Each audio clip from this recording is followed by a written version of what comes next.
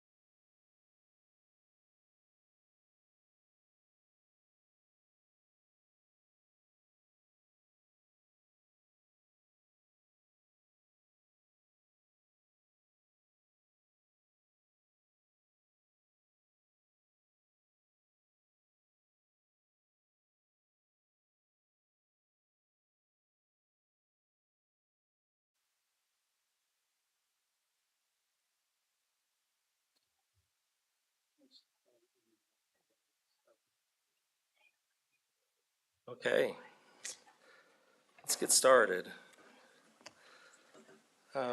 Welcome to the Murray City Planning Commission meeting. It is November 16th, 2023. It's 6:33 p.m. I'm just going to introduce everybody up here. To my left, we have Commissioners Travis Ney, Ned Hacker, Vice Chair Lisa Milkevich. I'm Jake Pearson. To my right, we have Commissioners Maren Patterson and Michael Henry. And then from staff, we have Zachary Smallwood, who's standing up, and Mustafa Al-Janabi. I'd like to remind everybody to silence their cell phones. This meeting is being recorded and live streamed online at murraycitylive.com and facebook.com/murraycityutah. There's going to be a public comment section during the meeting. During this time, the public is welcome to come up to the podium and make a comment. When you do come up, we will ask that you state your name and address and limit your comments to 3 minutes. And we ask that you speak into the microphone so not only we can hear you, but so the people at home watching could also hear you. Those watching remotely, if you would like to submit a comment, you can do that. But the only way you can do that is emailing planningcommission@murray.utah.gov. If you make a comment on a video on Facebook or otherwise, we will not be able to see that. So please, if you want to make a comment remotely, that is the only way to do it. Okay, unless anybody has anything else, we'll get started on the agenda. Our first item is approval of minutes from our October 5th, 2023 meeting. We did discuss this in our pre-meeting, and we did make a few small recommendations and changes. But other than that, unless we need to have discussion, we can have a motion. Mr. Chair, I'll make a motion that we approve the October 5th, 2023 minutes as submitted. Okay, we have a motion from Commissioner Ney. Do we have a second? I second the motion. We have a second from Vice Chair Milkevich. All in favor say aye. Aye. Aye. Any opposed? Perfect. Okay, our agenda item number 2 is conflict of interest. Does anybody here have a conflict of interest for the agenda items tonight? No. And neither do I. We have no findings of facts, so we're going to move right on to number 4, Cottonwood Security. And this is going to be presented by Mustafa Al-Janabi. Mustafa. Thank you, Commissioner. Let's start with this. So this is a conditional use permit for a light-duty metal fabrication and construction contractor. This is the location of it. As you can see, this site is actually highlighted in the light blue, and the actual office/shop is located in the dark blue side.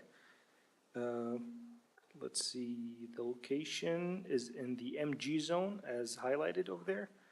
And for that, it is general manufacturing. So this is a picture of where the shop would be / office.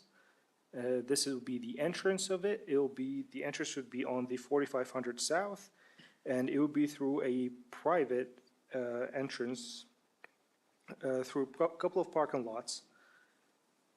This is another picture of the property. And over here we have the office and the shop. So the shop would be on the yellow area and the orange would be the office as shown. So based on this and based on what presented, this is what's presented by the applicant. There is around 12 spaces for parking with an overflow parking space. What is required by the code, according to my calculations, would be a total of 17 parking spaces. 6 parking spaces would be for the office, and then 11 parking spaces would be for the workshop. The shop is made, as I said, for fabrication, so it'll be steel, iron, and so on. As stated by the applicant, there will be 9 people total working. There will be 1 available truck for transportation of goods and people. And Zach wanted me to mention that it's a enclosed garbage disposal, so that's a very good area, which is, if I could, yeah, which is right over here. Let's see. Based on that, based on the findings, the proposed purpose for the metal and fabrication contractor should be allowed according to land use code of 3494 and 6600 in the MG zone. Based on the approvals, and based on that, based on the 3 findings over here, the staff would recommend the approval for this conditional use permit based on those 4 conditions. Any questions, comments, concerns? No questions? Okay, thank you, Mustafa, appreciate it. Is the applicant present? Could you please come up to the podium, state your name and address for us? My personal address or the shop? Either one. Zach French. The shop address there is 79 West, 4500 South, unit number 24. Okay, thank you. Have you had a chance to review these 4 conditions? Yes. Perfect, and will you be able to comply with those? Yes. Okay. Is there any additional information you'd like to share with the commission? I don't think so. Okay, do any commissioners have any questions for the applicant? No questions? Thank you, you can have a seat, appreciate it. We're now gonna open up the public comment period. So if you'd like to make a public comment, please come up to the podium, state your name and address, and please keep your comment to 3 minutes. And if you're watching remotely, the only way you can make a comment is by emailing planningcommission@murray.utah.gov.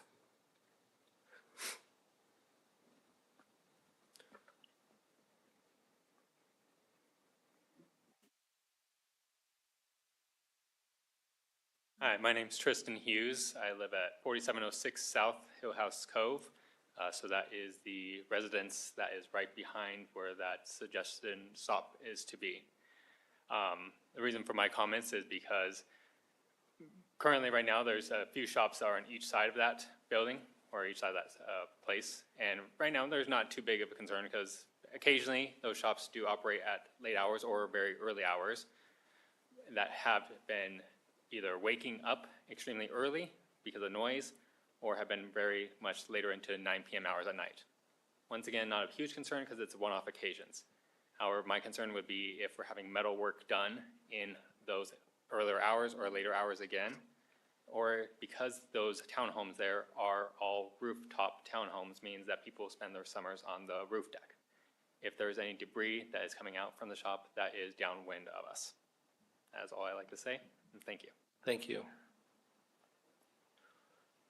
Are there any other public comments for people present? Zach, have we gotten emails? Okay, thank you. Seeing no other comments, we will close the public comment period. And we could probably talk about the noise and hours. Those are the topics I'd like to talk about. Zach, can you talk about noise ordinances for us briefly? I'm putting you on the spot, sorry. No, you're good. Sorry, I was explaining to Mustafa how to address these questions, and then you asked me to do it, so I'm just gonna do it. I'll do it, it's okay. So there are quiet hours in the city, so anything, I believe from 10 PM to 6 or 7 AM are quiet hours. So if you are experiencing anything between those hours, always, you feel free to give us a call. I know that's 6 AM is pretty early, but those are, not state, but county regulated hours. But we are cognizant of that. And we can have the applicant address what hours of operation he plans on having, if you'd like to do that. As far as debris and things like that, those will be addressed by, all the departments in the city review these applications before they come to the planning commission. And so, for example, the power and fire department have already looked at these plans, they're already aware of them. And so when they apply for a business license, they'll go out and inspect and make sure that they're meeting all the fire department requirements, so that you don't have shards of metal flying anywhere, cause that could, and Cottonwood Security has worked in Murray previously, at a different location, and is moving back to Murray. We've had a pretty good relationship with them before. But yeah, it's definitely something that we'll pay attention to as well. Thank you. I would like to have the applicant come back up, but before I do that, does anybody else have anything we want to discuss before that? I brought in pre-meeting discussions about noise and hours of operation, so I think they're being addressed. Okay, thank you. Could we have you come back up? Please state your name and address once more. Zach French, 79 West 4500 South. Thank you. Could you just maybe briefly explain what you're going to do and maybe relate that to if there's going to be any noise and what hours you think you're going to be operating? Sure. So we do, our primary thing is railing, so cutting and welding metal. Our hours are pretty consistent, 8 to 4:30, Monday through Friday. Any questions for the applicant? None? Thank you. You can have a seat again. Thanks. Okay, we can have more discussion or we can entertain a motion. Can I just ask a quick question? Please. So Zach, my knowledge in cutting and welding is minimal, so I'm assuming any concerns around sparks or electrical needs or heating or venting or fire, all that is taken care of in the licensure process through the multiple departments involved, right? Yes, that's 100% correct. Okay. Cause yeah, none of us up here are experts in welding and fire and know all what I that fun do. stuff. What? You don't know what I do on the Hey, weekend. you do IT. I do know what you do. No, it's okay. And so, yeah, that will be thoroughly reviewed by the fire department and all the other departments as well. Business licensing does a really good job at farming these out to the appropriate departments. And then any noise ordinances that are established by the county will be imposed here, Yep, right? So if precisely. cutting metal causes noise, it needs to be within the county regulations. Exactly. Mr. Chair, I'd like to make a motion that we approve the conditional use permit to allow the operation of metal fabrication and contract construction services business at the property address 79 West, 4500 South, number 24, subject to the 4 conditions. Thank you. We have a motion from Commissioner Patterson. Do we have a second? I'll second. We have a second from Commissioner Nay. Somebody, will you do a roll call vote? Commissioner Patterson, Yes. Commissioner Nay, Yes. Commissioner Henry. I almost called you Richards. I apologize. Yes. You're still in my thing. Commissioner Hacker, Yes. Commissioner Milkovich, Yes, and Chair Pearson. Yes. Okay, that passes. Congratulations. We look forward to seeing your business in Murray. Okay, let's move on to agenda item number 5, Skincare Inc. And this is going to be presented by Mustafa Al-Janabi as well. Hey, it's me again. So with this, it's fairly simple and very quick, to be honest. The application is for a massage therapist, 2 new massage therapists in already existing business. This would be the location of it.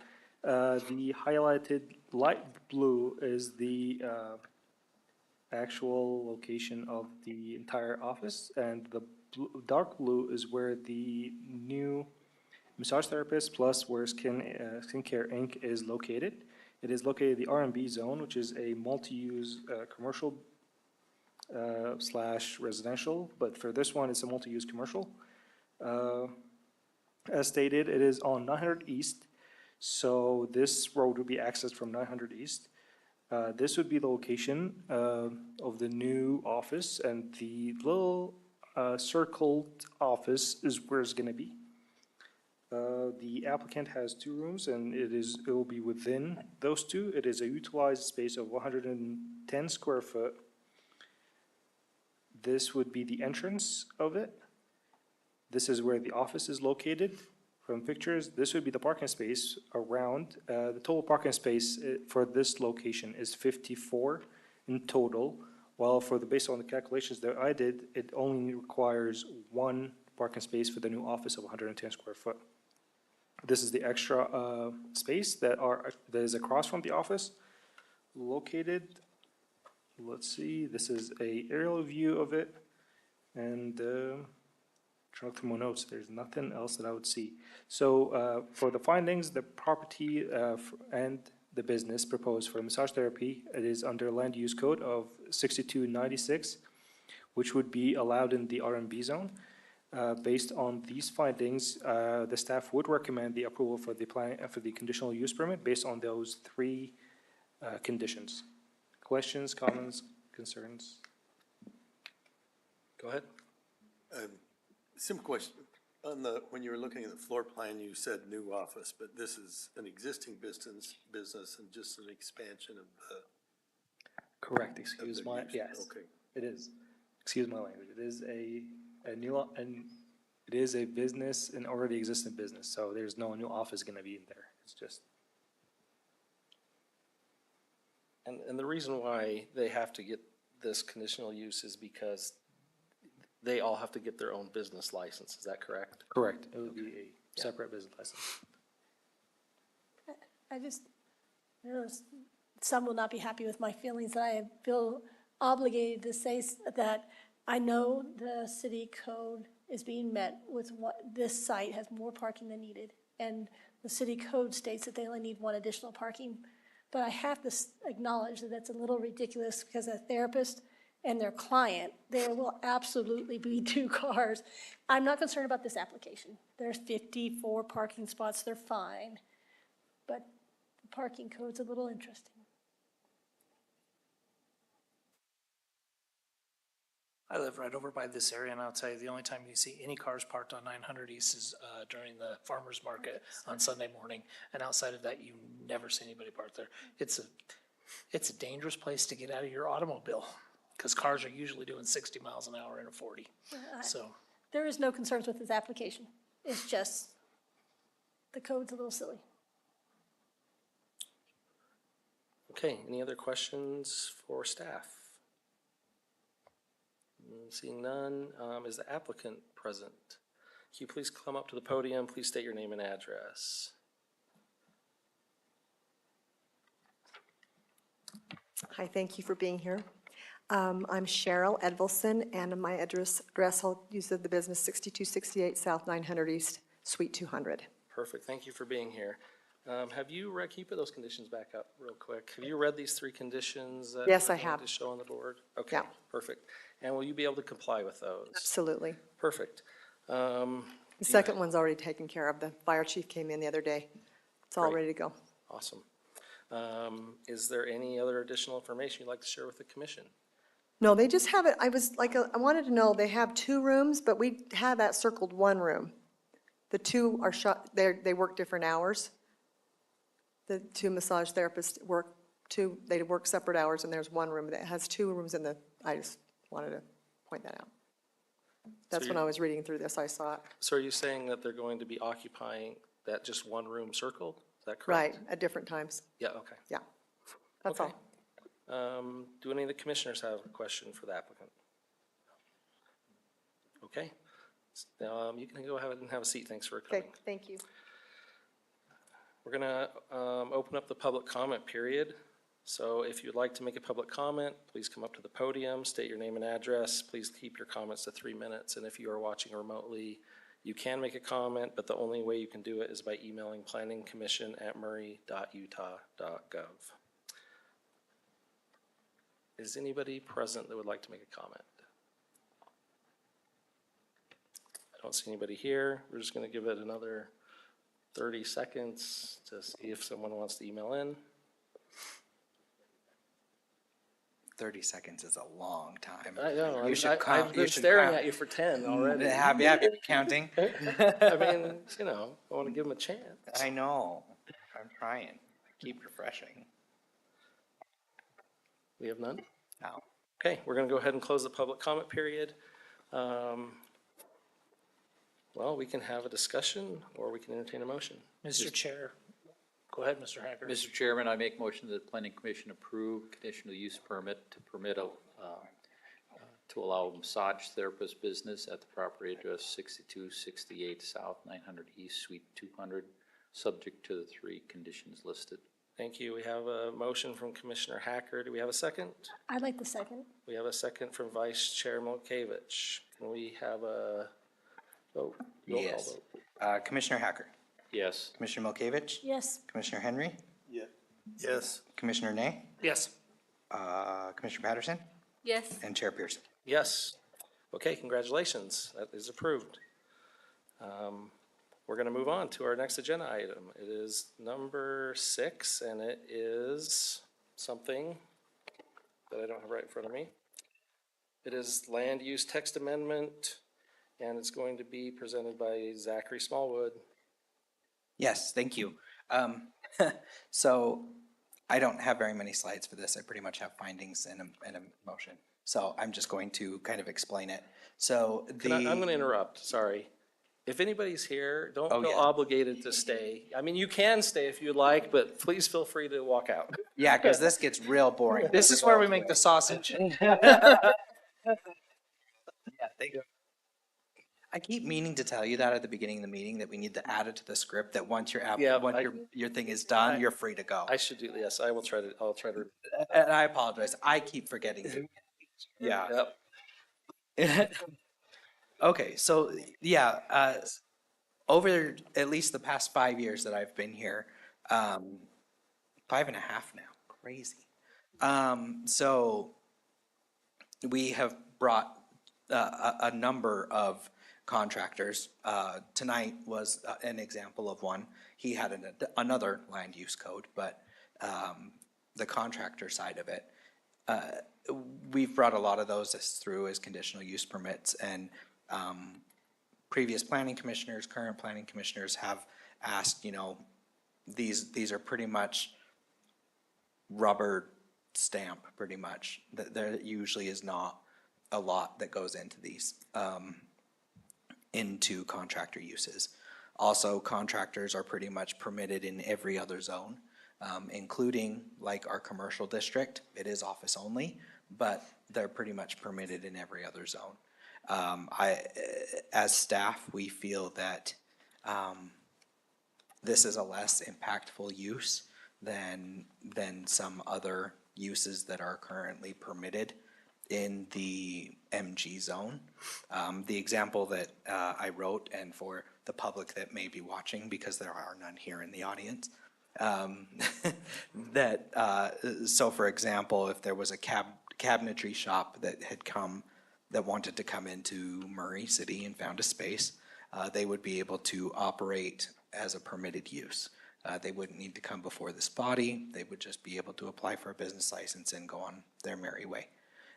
However, if they wanted to install those same cabinets that they manufacture, then they would actually need to come before this body. I don't, in my opinion, I don't think that is a greater impact when you're actually taking something and going off-site than the impact of manufacturing something. So instead of just belaboring it and going on and on, we find that the proposed text amendments support the goals and objective of the general plan by facilitating a mix of uses and appropriate transitions and buffers. The proposed text amendment is consistent with the purpose of the MG zone, and it's been carefully considered to provide additional opportunity and a little bit more of a streamlined process for people that may be businesses moving into Murray City. So with that, we are recommending that the Planning Commission forward a recommendation of approval to the City Council for the proposed text amendments to section 17.144.020 and 17.144.030 as, that's the wrong one. So, thanks, Susan. It's 17.152. I was like, that number doesn't seem right. 17.152.020 and 17.152.030, as in your staff report. I have to be clear, it's kind of, It's I put correct it in on the there, so it's heading, kind of my but- fault. It's not correct on the conclusions. Yep. So we need to just, whoever does the motion will just need to correct that. Does anybody have questions for Zach? Okay. Yeah, go ahead. Just, just to help me relate that back to the conditional use permit we had earlier. Was that in 152 or is that a different section? It's in 152, yes. So he would have had to come here before this body for the metal manufacturing, for the metal fabrication, sorry, not manufacturing, for the fabrication, but he would not have to have had the approval for the conditional use, or for the contractor side, where he takes those railings and goes and installs them into somebody's home. So you're saying right now that does require a conditional use, Correct, the contracting portion? correct. Okay, so all right. And a lot of times what happens here is you'll get like general contractors, right? So these are just people that come in and, for example, I actually hired a general contractor from Murray to redo my house. And he actually found out halfway through he didn't have a business license. So, So I do your research. yeah, I know, right? But I helped him get through that. And that unit actually already had a conditional use for a contractor, so you didn't have to see him. Which would have been terribly embarrassing if I had to bring that before you and be like, yeah, I'm working with this. I have to recuse myself, I'm working with this guy. So it's, what he really does is just organize other contractors. He organizes the electricians, the plumbers, everything like that honestly have businesses outside Murray. But because he is a contractor and has a contractor's license, that automatically flags at the business license that says, check for a conditional use. And if that unit or whatever doesn't have one, then they have to come before us. You. All the examples I can think of and the examples you've given seem very straightforward, but why was this originally made a conditional use? Are there contractors in which they bring their business into the site that I can't think of? This code was written in probably 1982. And so here's how things have kind of changed. Back in the day, I don't know exactly when, it was before I really became a planner, conditional uses were a way to pretty much tell people no. It was an easy way to tell people no, that it wasn't appropriate for no other reason than just to say it wasn't appropriate. What about contractors did we not like in 82? That's a great question. I wasn't born. So I can't tell you. I mean, that's still, I respect that you weren't born, but I think your parents were pretty smart people. And what am I missing? Did things just change in what we define as a contractor now? So, I mean, in a lot of instances, so the planning commissions writ large had a lot more leeway in what they could say. It wasn't before, like it is now, where this is an administrative action. If it meets the code, you approve. They could say, oh, I don't like that you do this and this. You must do something else. I can't think of any examples. But I can try and find you some minutes that are pretty blatant. They don't like that you have 10 feet of landscaping, even though the code says you have to have 10 feet of landscaping. I think you need to have 12 feet of landscaping. So let me, yeah. And So it was a way for control. Because permitted uses were just permitted. Conditional uses was a way for control. So you're saying in the past, most contractors were women and the men on the committee didn't like the women, so they would say no because I was a woman? I mean, Yes. I'm still trying to figure out what the, Pretty much, no. It's just that it was a different time. And these codes have not been updated in a very long time. And hold on to your seat, Lisa Milkevich, because I am coming after these codes hard next year. So, for a lot of different things. Just on the, generally what you said, you don't think there ought to be conditional uses for anything? No, not at all. There should be conditional uses for certain things, like metal fabrication, because there are those instances where we need to verify the fire department. I mean, they still look at it. The fire department needs to look at those things. But in general, yeah, there should be conditional uses in a lot of places. But contractors in a manufacturing zone, no, I don't think it should be a conditional use. Contractors in, well, let's even go a step further. I will even change that, or even state that contractors are allowed in residential zones as a major home occupation that does not have to come before this body if they get signatures for people around them. We've had a couple that have come before here because they can't get those signatures, but they're allowed in residential zones. And they don't have to do anything. They don't pay an application fee when they do the major home occupation. They just come in here, they tell you why they couldn't get signatures, and they move on about their day. Here, we require them to provide us a site plan, a floor plan, a narrative of what their operations are like. And then we go through the public hearing process. It really delays people from starting, kind of moving their business to Murray. We've been told numerous times that it's just slowed down everything. And I tend to agree. There's a lot of times where I think things do need to be slowed down and need to be looked at a little bit more in depth. But in this particular case, I don't think so.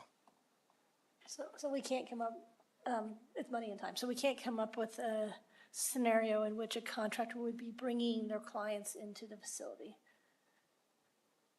And if they did, Well, Well, I guess changing the practice on site, that's what I'm saying. Because currently, how we're describing contractors is what's happening on site, we don't have a problem with. It's when they go to sell their product. And so that's their product, and so we shouldn't have a concern. Is there any other scenario? what do you mean? I apologize, I don't understand. But I guess you've answered my question to the extent you can. I'm just looking for why there would be a concern to have a contractor on site, because every scenario we've described makes perfect sense. So I'm still looking for why this law was created and what concern I should be And concerned about. in all honesty, It doesn't exist. it's because control. It was a control mechanism. Conditional uses have throughout time been a control mechanism. I have a comment and then a question. Sure. I guess my comment would be, if you look at these other permitted uses, manufacturing is probably more of an impact to the surrounding area than a contractor would be. So I don't have any issue with adding it. My question is somewhat related, but not exactly related. So when we have a conditional use come before this body, like the one previous, where it was metal fabrication, they also, I mean, they would probably qualify for multiple conditional uses, right? Because just like we just said, they would have had to apply for the contractor or subcontractor Yeah. anyway. So On your do they thing, just- yeah, Yes, it go ahead. actually lists both. It listed both land use codes, 3494 and It 6600. did on that. Oh, okay. I didn't even notice that, so. Yeah, it's okay. Thank you. It should be on your cover page.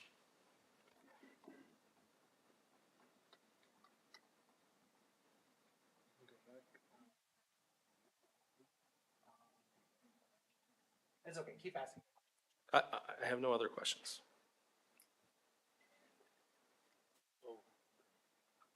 Perfect. So in theory, you could have multiple conditional uses and we just do it all as one approval. Yeah. Okay, cool. What about a situation where you've got somebody that's a construction contractor that doesn't do any of the work on site, but they may have equipment or trucks or whatever, that may have some impact to the site more than, they're not just doing the business or the contractual work, but some of the construction. Sure.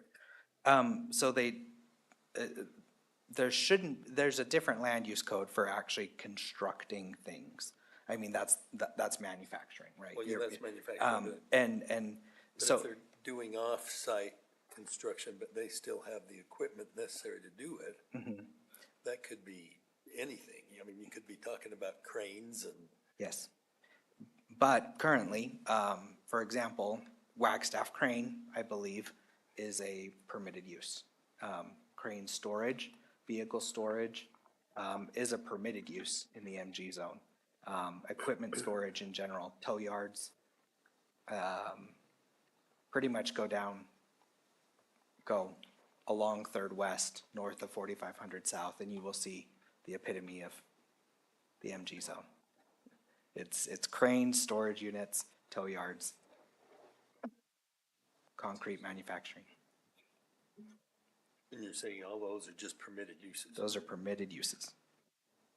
So by storing, by a contractor coming in and storing some trucks and some construction equipment, I don't think that does not rise to the same impact level as somebody that would be doing, I don't know, building office machines or, yeah, constructing railroads. I'm just looking at some of the things here in the, yeah. Yeah, so the greater 66, the greater, so all these land use codes are associated with a certain kind of broader category. And the 6,000s are considered quote unquote services. So these are service industries where anything in the 2s and 3s are your heavy industrial and manufacturing type uses. Which you'll notice in the conditional uses, we have a lot more 2,000s and 3,000s as opposed to, yeah. And your 5,500s are retail if you're curious. Or thousands. Are there more questions for Zach? Okay, we can continue to have a discussion or we can entertain a motion.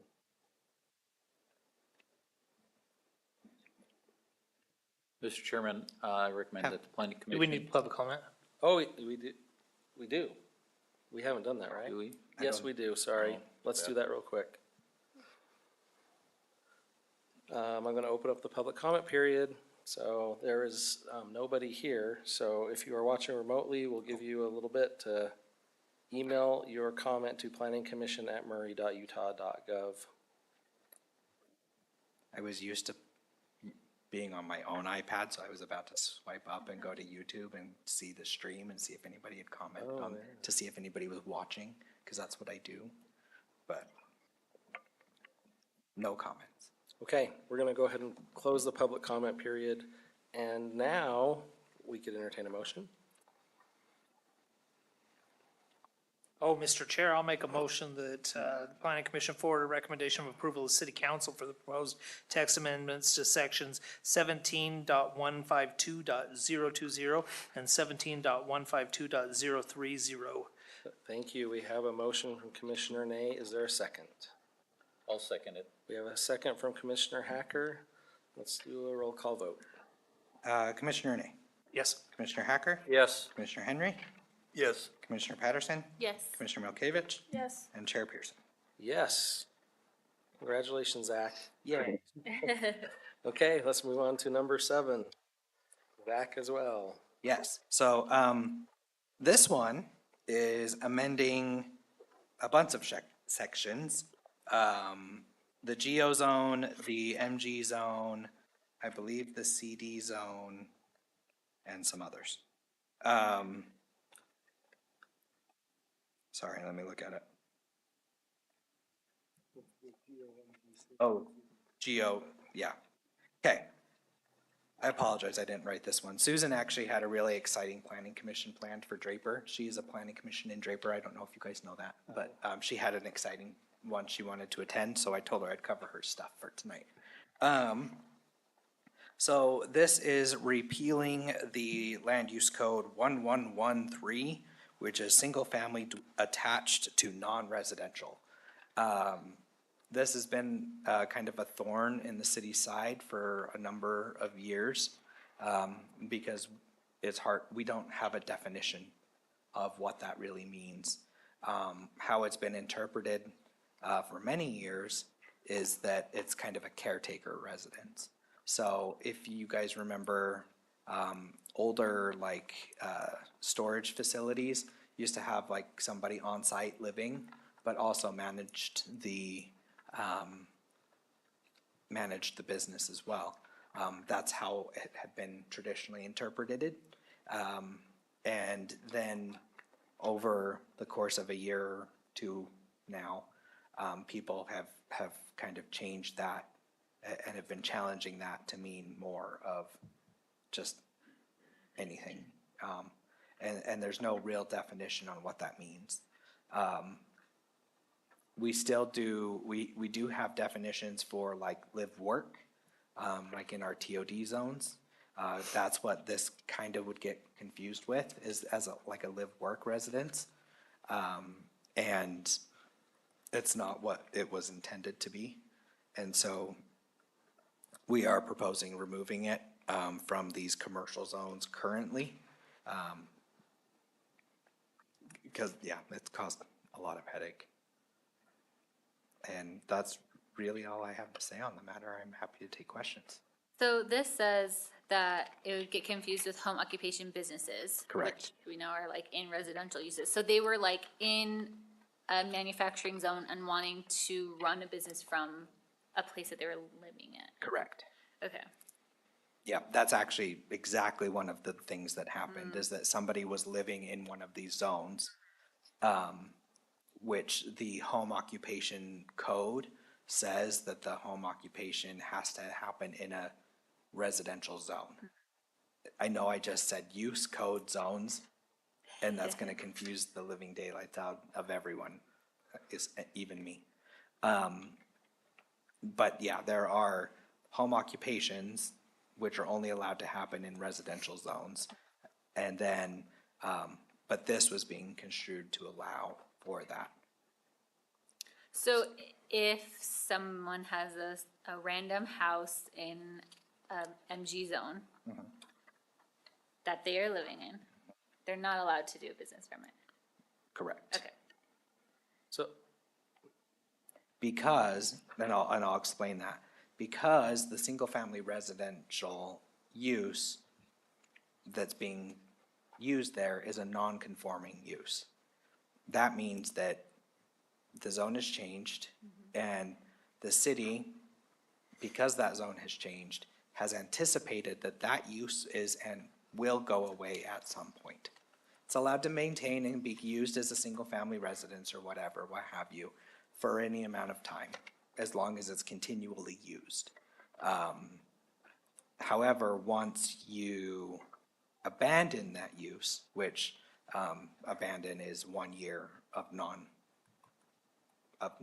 being used as a single-family dwelling, then it goes away. That protection goes away, has to come up to current zoning. So any non-conforming use needs to, it's anticipated to go away. So what about if it was written for, like you said, caretaker residence or something? Is that something that we don't, like, have storage units that have a residence or a caretaker anymore, or We- you just don't want those? If they exist currently, I don't think we have any that exist currently anymore. They would become non-conforming and still allowed to continue, Okay, as long as that use is not abandoned. but moving forward, But we moving wouldn't forward, want a yeah. storage unit that had a Correct. caretaker. And typically, that's not the business model Yeah, I that storage think they've companies really are, moved away yeah. from all that, yeah. They've moved to more automatic doors and paying your bill online. So Yeah. that's typically what they've, And like big buildings. or yeah, anything of the- big blocks. I was nervous when I first saw this because it was one thing that I really liked about the MCCD, which I know maybe things are changing in the MCCD, but that in those zones that wouldn't, it doesn't apply. Doesn't apply to You'd these still zones. have No, we live still have work live work units, yeah. units, yeah. This is just specifically kind of those strictly commercial zones. So the GO, CD, MG, and there's one more, I just can't think of. CN. CN, yes, commercial neighborhood. So I have a question. Sure. So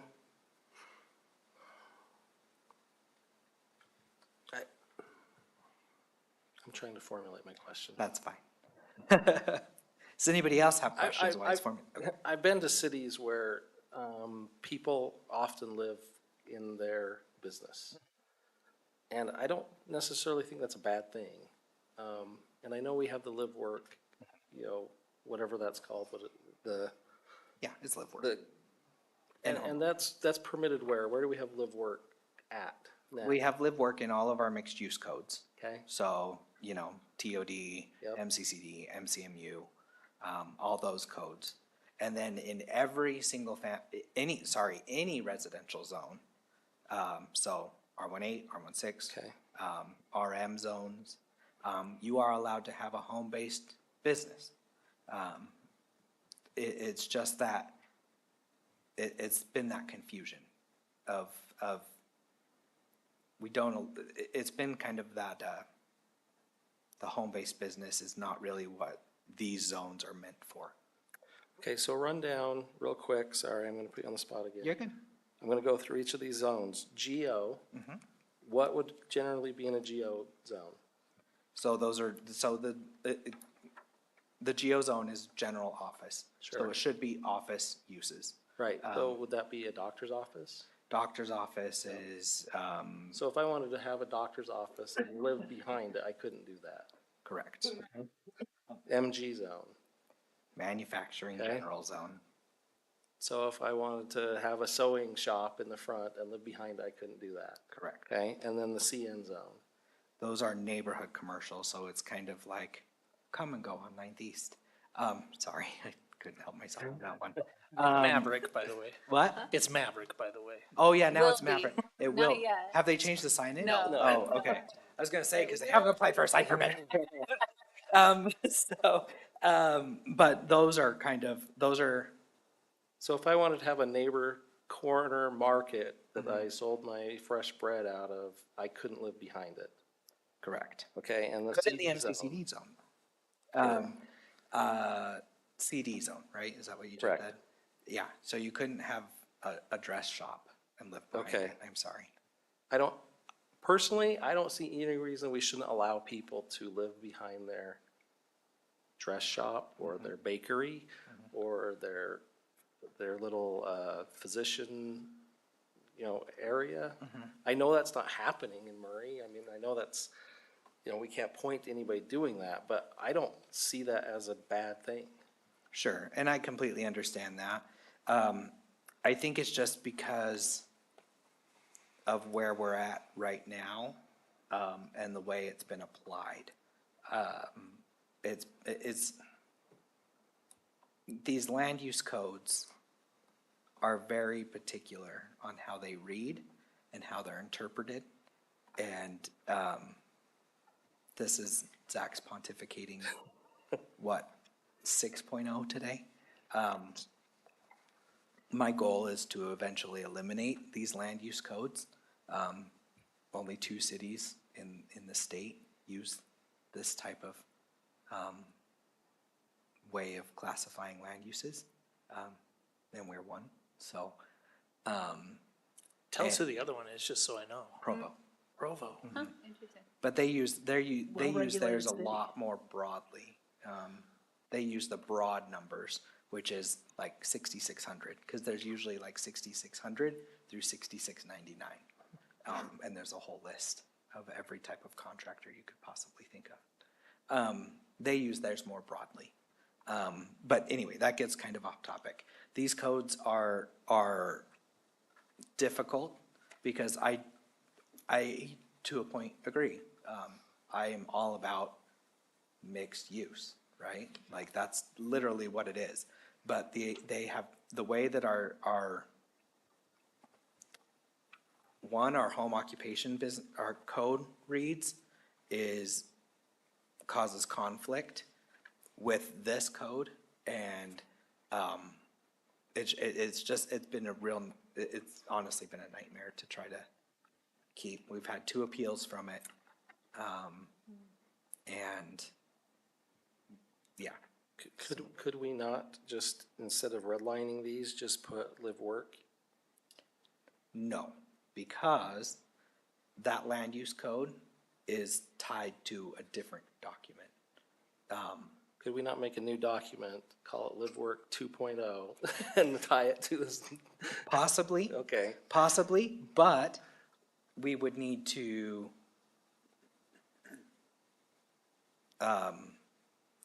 we would have to change, it's outside the scope of what this application is from the city. It would be us amending the land use code. sure. As So it'd opposed just to. be, it would be more difficult, is what you're saying. Well, not necessarily. I mean, it would require us to do, instead of process this one as a repeal. Sure. We would come in and change what the land use code 1113 states. Oh, sure, okay. So, Yeah. here, I No, that can makes show you sense. exactly what the land use code looks like, because I have it up. Because when I meet with people. So, you guys do good have a artwork. copy of this somewhere buried in your houses, because we give you one. I never got one, but Yes, you I did. came in during COVID. Oh, that's So no one maybe. could touch me or So- come to my house or anything. So 1,000, the 1,000 codes are living areas, 1,100 are household units. So we have single-family dwellings, we have single-family dwelling attached. Here we go. Single-family dwelling attached to a commercial, industrial, or other non-residential use. Dwelling unit can be under, over, in front, behind, or beside non-residential use in the structure. So here's where we have had difficulties. So actually, to go back to your question,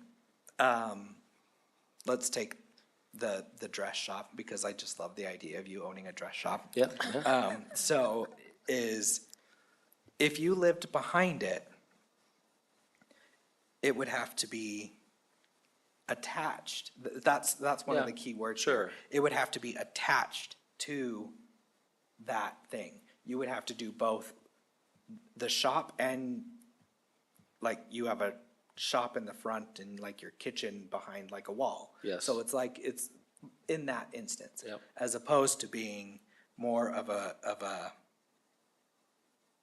kind of like these mixed use ideas where I don't have them.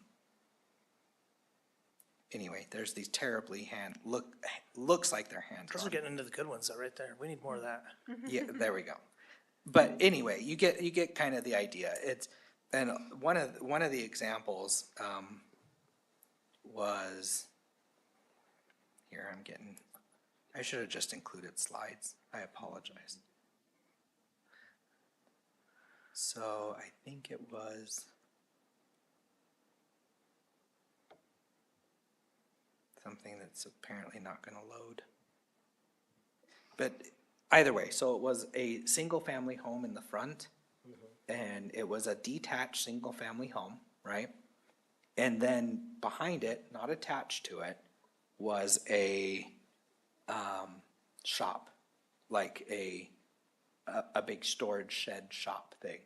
And they wanted to have somebody, that owner wanted to rent out the single-family dwelling, but then keep his machine shop in the back. And that's where we came in and said that land use code doesn't apply that way. It needs to be attached. And that's one instance of where it became a problem.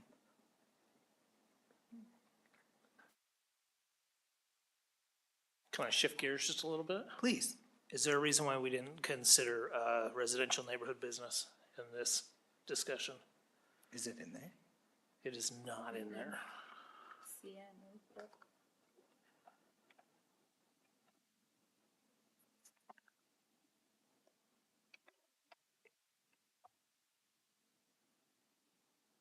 It's not in there, so it doesn't matter. Okay.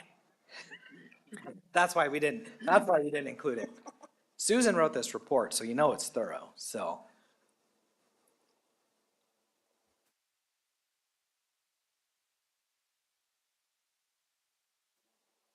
So we can own the dress shop in R&B, Yeah, just put it in there. which Sure. is actually a nice place for it. That would be a nice place for it, but, you would never be able to have in Murray a corner bakery. I mean, Sure you could. I'm not gonna, In the TOD and in the Okay, sure. MCCD and the MCMU, Well, where you it- want those But mixed use. Super Ed would never be able to operate again. Yeah, it's true. look, I don't want to, what, my statement I'm gonna make is I am not saying that I love Europe any more than I love Murray, cause I don't.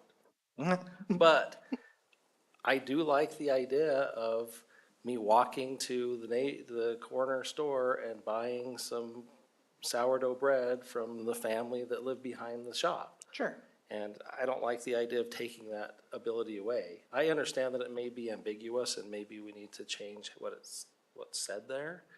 But, housing pricing is going up, we all know that. Yes. This will just take away more places that people could live. That's my opinion. Yeah, I mean, and, you know, I don't disagree with you in that aspect. That. Okay. You're right, we could do this in other zones, but we're taking it away from zones that currently you could do it in. Yeah, I mean, and it really, it comes down, there's multiple facets as to why, you know, also, you know, some of these, like this one specifically, 225, this is the one I was talking about, where they had the home in front and kind of a shop in the back. Typically, these are not very well kept dwellings. No, and- I understand the yeah. issue, and I Yeah. understand No, and I that, know. you know, we don't wanna have, you know, people dwelling in a situation where it would be not great to dwell in, right? I understand that, And. so I get that. And I think, you know, you guys are, if you guys decide that maybe it's not appropriate in the MG zone, but maybe it's appropriate in the CD zone or whatever. That's within kind of where your- I'm leaning, I think, a little bit. That is definitely within your purview. You can amend that. That's what these kind of actions are for. Because I think to your point,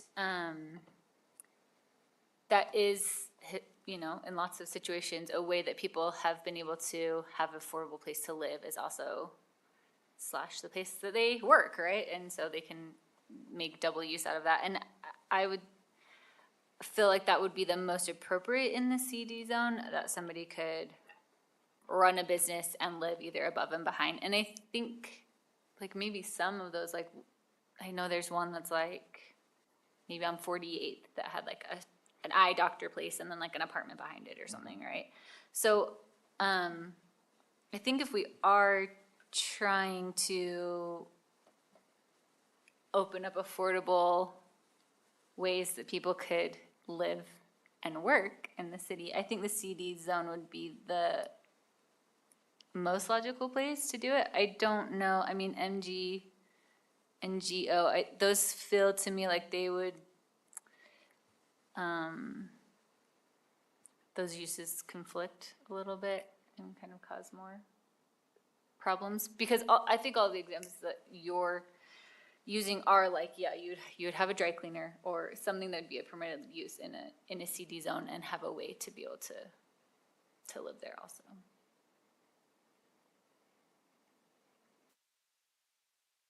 You said there's other zones that do allow this kind of situation, or other zones, correct? Yeah, it's mainly our mixed use Mixed use. zones. Yep. So it would be those orangey colors on your map. And those are a little bit different, I think, than what specifically Chair Pearson is talking about, because those would be, I mean, often they have higher densities, right, in our mixed uses. So they would be a commercial maybe, and then you have an apartment above, but it's not single business, single residence. Right. Yeah. So it doesn't directly, I feel like that is not quite the right solution to what we're talking about. Just looking at the map and with. Your mic's on. Oh, sorry, I had it up. Looking at the map and with some of the other comments that have been made, I think the only part of this that at least tonight, I'd be comfortable in changing is just in the MG and not the CDCN or GO.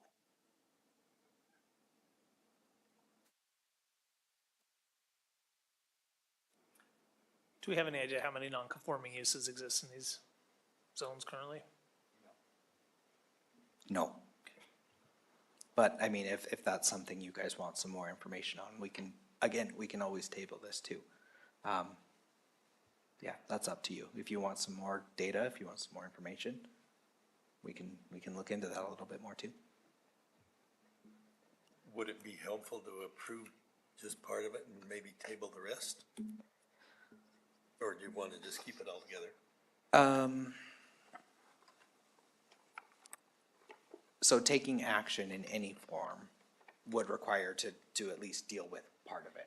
So, I mean, you could amend it and say, you know, like you guys were talking about doing, taking it out of the MG, but leaving it on for the other ones. And then we can revisit those other ones down the road. Or, you know, even at the next meeting, whatever, it would just be a new agenda, a new text amendment, from our side, from staff side. But we could still just table the item altogether. You could, and we can do a little bit more research on it too. You said you'd like to get away from the land use code approach.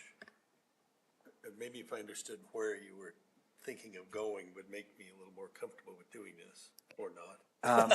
It's really complex to kind of go over at this point, I think. Right now, the land use code is the law of the land, so that's what we have to work within. That was me just kind of pontificating on things that I've been trying to.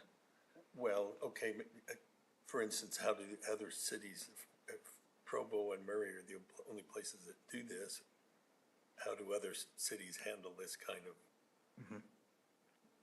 Like land this, use? this specific code, they pretty much don't allow it.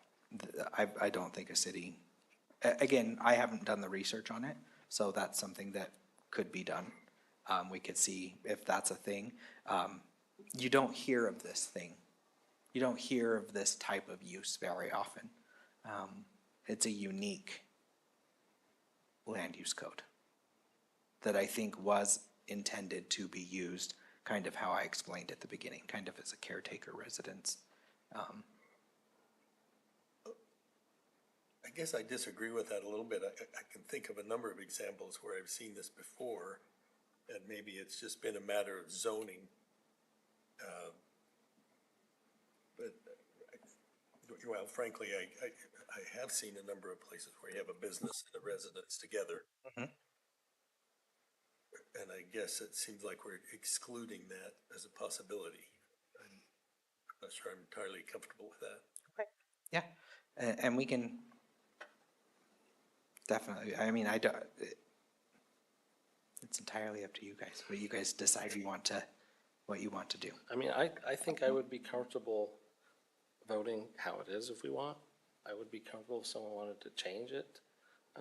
I know we're probably talking about something that probably is not gonna happen much, so I know we're having a long discussion about something that, Wait until the is 7th. probably not gonna be used that often. but- Yeah. I don't know, but to the few people that it affects, it matters. I have a friend that owns business and lives in it, Bingham, downtown Bingham. I don't know if it's Is it a illegal. dress shop? No, Here's Jake wants to get, he wants to get in on it. He wants to be a partner in that dress Thinking shop. about opening a dress shop. I appreciate more data to know how many people we're affecting. I Yeah. mean, if, sorry, go ahead. No, I was just gonna say, I mean, I guess I'm kind of feeling like if we do suddenly have a lot of demand for people coming in and wanting to build on State Street, a place that they run a restaurant out of and live out of, or whatever, and that starts happening, I guess we could re-look at this code. I mean, it's definitely not something that we're running into a lot right now. There's not a lot of demand for it, but I do think, and I'm not a planner, so I don't know, but like as cities grow and people get more desperate for places to live, these kind of, those kind of uses do grow more, Sure. right? Yeah, So we're maybe not there yet, and so maybe we, But I think we're providing those growth opportunities in our mixed-use zones. I think that's where that intensification of use is beginning to happen and where you're seeing those kind of things. And- Yeah. And, you know, the middle of State Street in between one of Larry H. Miller's pieces of property, probably not gonna see that, and they're probably not gonna cede that property away. maybe not anytime right soon. there, but as other things do redevelop, you know, like what about further down, you know, in front of, Burlington Coat Factory, and somebody wants to put, you know, Burlington Coat Factory is empty, and that gets divided up, and they want to Yeah. have a business, they wanna, Yeah, I mean, the Shopco property, even though it's been redeveloped, I think there's still a lot of work to be done on that property. right, and Yeah. so saying, I don't know, that's the only zone I feel like we would, cause I understand that this is an allowed use in the MCCD, and maybe it's, or sorry, in the mixed use, which is also the MCCD, and I think that is kind of where my brain keeps going, is like, if you ran, I don't know, a small something, and then lived upstairs, Dress shop. a small dress shop. I don't know why I keep going to like dry cleaners or something, like what do other cities do? I don't know. But, the bigger the bigger mixed use zones, I don't know, like, if these one-off kind of littler, single-family situations, if that's exactly the right fit. So I don't, but like I said, like, maybe we just address that if we start having, like, people that are interested in that. I don't know. So if somebody came in and wanted to put a development in along State Street in the CD zone that included businesses on the bottom floor and residential above that, That would not That be would- this use. Yeah, that would be a That- different. that would be a We're different talking type of about use. something on State Street, right, you know, right here in, Yeah. you know, on, where is this spot that would empty? It's got T Rose, the house, besides. Yeah, but that's in the MCCDs. Yeah. Yeah, I'm trying to think of like an example of something that would turn over, but it, you know, would maybe have like a small business. Here you go. That's the one that was, That's the detached one? yeah. Well, this is actually one that's just down the street, but, I think this one's actually been converted completely to business, but, And this is the MG zone, right? yeah, Which is so tricky because that looks like total residential on both sides of it. yeah. like, this is a non-conforming use duplex, like, it exists, in that zone. And then you have kind of these industrial, see, these are existing, single families. All these non-conforming uses are just grandfathered in from an earlier zone. Correct. Yep. Actually, at one point, I think it was back again, the last time we did a really major zoning code update was in the 80s. Like when this was completely overhauled. It was in the 80s. And before that, they actually allowed housing in the MG zone. Single-family residential housing, actually even up until, I think sometime in the 2000s, because this development is a multifamily housing and is also allowed in the MG zone, was allowed in the MG zone, sorry. But my understanding is that's caused lots of problems to have those things integrated like that, right? Like it's hard, because, you know, then you get actual manufacturing businesses going in and neighbors being upset.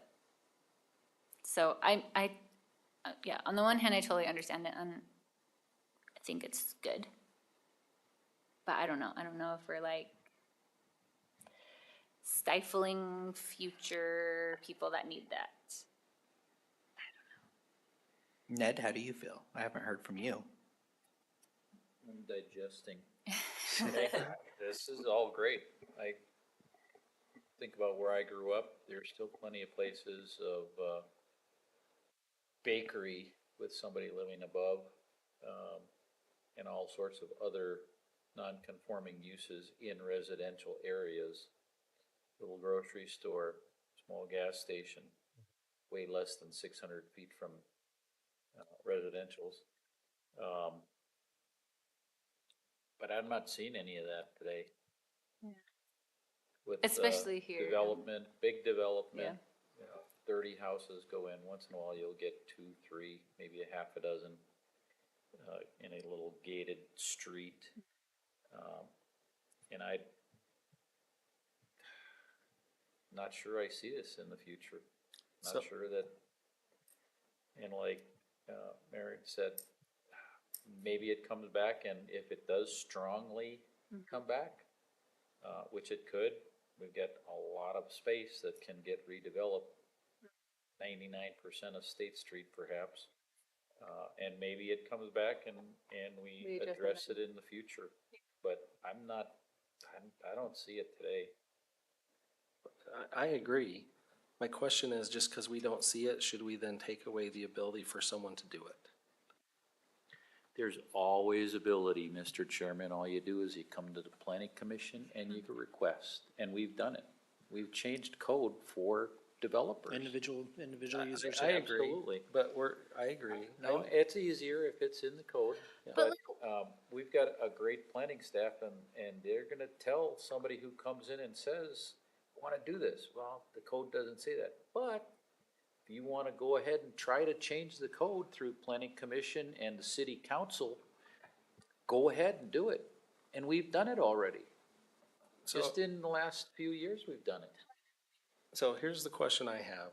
So as a city, should our thinking be, we should allow people to do what they want with their land as much as possible unless it's causing an issue? Because that's what I kind of think. And unless we can point to an issue, which I don't think there is one. I mean, I understand we had to clarify some stuff, but I don't see the issue. So that's why I'm leaning towards, we shouldn't take away someone's freedom to do with their land what they want unless it's an issue, unless it's affecting their neighbors or something, and I don't think it does. I think if there's a bakery and someone's living behind it, that would be way better than just the bakery, but that's just me. Only if you despise that smell of fresh bread in the morning. It's true. Some people do. You're gonna gain weight. Some people do. That's just my opinion. I mean, I agree with that. I don't have strong feelings on this, other than I'm more standing on just a. Property rights. Yeah, property Soapbox. rights, yeah, exactly. Fine, and that's fine. like that of. Sure. Do you remember on 45th, there was a house that they converted into, I think like a Airbnb, like crystal shop place? Yes. Yes, Yes. yes. And she lived there, right? Part of it was gonna be her residence and part of it was gonna be crystal shop slash. Yeah, so that's in the CD zone. Now, we rezoned that, I think, to be CD zone when she came. And so now we would just be like, yes, you can have the business.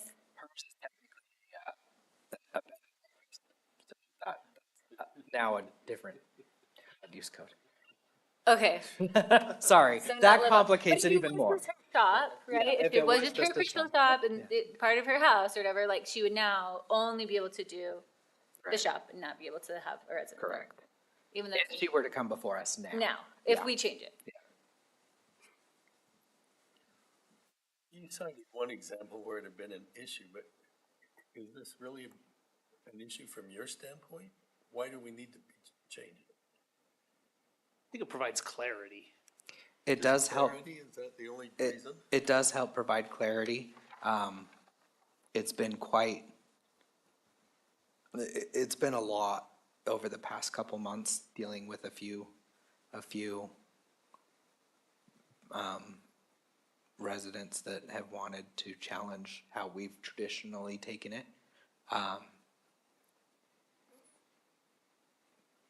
I can't speak to it a lot more, cause I've kind of been separated from that. Susan has dealt with that a lot, in those interpretations. I haven't been as involved with it. You mentioned at one place where that house had a detached shop behind. Mhm. And that you said that this wouldn't apply because it wasn't attached. Right. What, is there something else that covers that, or is it not allowed? Not allowed. But that took, That almost seems like a more optimal situation than if it was attached. yeah, I mean, and that, again, that's kind of that clarity thing, right? Is that, so one of the aspects of that was, I'm getting kind of too into the weeds with it, but, one of the things they wanted to do was what that homeowner had expressed to me was that they wanted to do storage of RV vehicles on that property and live on the property. So then that comes up to, well, how do you attach that non-residential piece? How do you attach a storage use to, when it's not covered, it's just outdoor storage, right? It's not a garage, it's not anything like that, like a tow yard, for example, right? They just sit outside. How do you define that as attached to a single-family residential? That's where some of that clarity was needed, and part of it that came forward, because you can't really, you can't attach RV storage to a dwelling.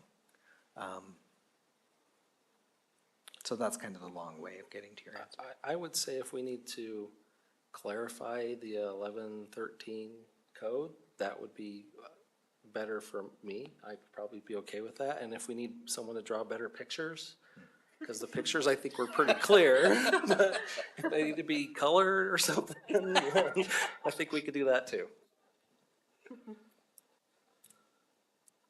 I mean, does anyone oppose to tabling it, bringing it back so that we can have the conversation with Susan, who's done a little more of the research on this and really put her through, or are you comfortable moving forward? Well, and maybe that's what we need to do, but I'm still trying to understand if it's just a concern about the clarity, or if you're trying to prohibit a business and with somebody living there being, or not allowing a business with somebody living in it. And I think that's a great, I think that's better. it's a little bit of both, I think. More the clarity side, I think, Well, than I think prohibiting. maybe what we're worried about is the prohibiting at youth. If we need to clarify it, I think that's legitimate. Then I think, in my opinion, then, if there needs to be clarification as opposed to, revocation, I would probably table it, let us kind of do some more research. It's up to you whether you want to table it to a date certain, so like to the next meeting. For these, we only have to notice, just affected entities. So if you want us to do a little bit more digging, we can kind of bring it back, at a later date too. You don't have to be date certain on that one. Okay, so, I mean, to answer Travis's question, I'm not opposed to tabling it. I'm not opposed to voting on it either. What would you prefer, Zach? Would you prefer us to just table it indefinitely, and then you could put it on agenda in the future, or would you prefer us to put a date on it? I think because, we haven't gotten there yet, but your next meeting's going to be pretty heavy. Not pretty, it's going to be very heavy. With another text amendment, that I think maybe either tabling it, and I don't know what the holidays looks like, so I would probably say just, if we can get it on the next one, if Susan feels comfortable getting it on the next one, we'll put it on the next one. If we are gonna have I would just say just table it for now, and we'll figure out a date. Okay. Do we need to add any specifics on come back with information regarding, or are you clear on? I think we're pretty, yeah, we're pretty clear, and I have a feeling Susan's probably gonna come back and watch this anyway. So I'm pretty clear. I have a good understanding of what we're looking for. Just point of order, we have not done public comment, right? No, we probably Do better we do want that. to do that, or do we want to hold? I mean, you could probably, Let's just do it, just so we did it, since nobody's here. Maybe there's somebody watching that would like to make a public comment, so let's just do it. So I'm gonna open up the public comment period. If you are watching remotely, you need to email planningcommission@murray.utah.gov. And nobody is in this room, so we're gonna just wait for someone to email us for a second. I was really excited for a minute because I did actually have an email in my email box, but it wasn't, I was like, oh my gosh, somebody's actually paying attention to that. They But probably tuned out long ago. Yeah. No, there's nothing. Okay, we're gonna go ahead and close the public comment period, and then we can, if someone wants to make a motion to table it. we I'll can make a go ahead and motion, do that. Mr. Chair. Mr. Chair, I'll make a motion that we table agenda item number 7, land use text amendment, for amending section 17.144.02, 17.152.020, 17.156.020, and 17.160.020, until a further date, future date. Thank you. We have a motion from Commissioner Ney. Is there a second? I'll second. We have a second from Commissioner Patterson. Okay, let's do a roll call vote. Okay, Commissioner Ney, Yes. Commissioner Patterson, Yes. Commissioner Henry, Yes. Commissioner Hacker, Yes. Commissioner Milkovich, Yes. and Chair Pearson. Yes. Okay, that is tabled to a future meeting. And I thought Commissioner Ney was broken for a second, like I thought he was looping. My wife says the same thing all the time. I was gonna say, Ned, hit him. Okay, I think that was our last agenda item. Do we have anything else? I was just gonna tell you, next one is it's a doozy. It's a, pretty much a big hefty rewrite of the subdivision ordinance, based on state code. What? Tomorrow, a training session. Oh, yeah. Oh, Here? yes. Yes, ULI is having a training. Monday. Oh. There's two. I thought there was one tomorrow. Yep, there is one tomorrow. It's the one that we went to. Yeah, But it's here. ULI, it's the Urban Land Institute. If you can come. It starts at Susan 8, Travis it's like and I 8 to 1. Attended that same one a Yep. couple of months ago. It's kind Yeah. of good. Susan's pretty much hosting it, so, It's a game. it's 8 like, to 1. yeah, like 8 to 1. Yeah. Yeah, I can't come. But then, yes, Monday, the WFRC is also going to be here going over the, I think, 2050 vision. I think that's what decade they're on. I don't know. Do you know? Yeah. Yeah, it's, Yeah. it's 4 to 6 PM on Monday. It's called the Wasatch Front Regional Council. Yeah, yep, it'll be here. I don't know who set that up. Nobody in this office knows who set that up. It just. Who set up magically- being here? Yeah. Oh. Oh, really? No clue. I have Okay. no clue where it came from. But yes, so, I think probably in. It's in Chambers. it says right here, Murray City Hall Council Chambers. Yep, because it's a big thing. Yeah, it's a pretty big thing. They're gonna review the refresh Wasatch Choice vision for the area, map out the potential trail and open space concepts that build on the vision, and discuss ideas to collaborate, address water and housing issues. What time is it again? It's at 4 o'clock on Monday the 20th. Yep, 4 to That's 6. with Wasatch Front Regional Council. yep. That's kind of their big thing is their vision. Their vision for whatever decade. They finish a decade and they immediately start the next. If you want, I can email this to you. I can have it. Okay. But yeah, there's a heavy subdivision code to review. Okay, great. Is there anything else? No. Then we could have a motion to adjourn With the time. with the time. Motion to adjourn Or- at 7:57. We have a motion to adjourn. Is there a second? I'll second. Okay, all in favor? Aye. We're adjourned.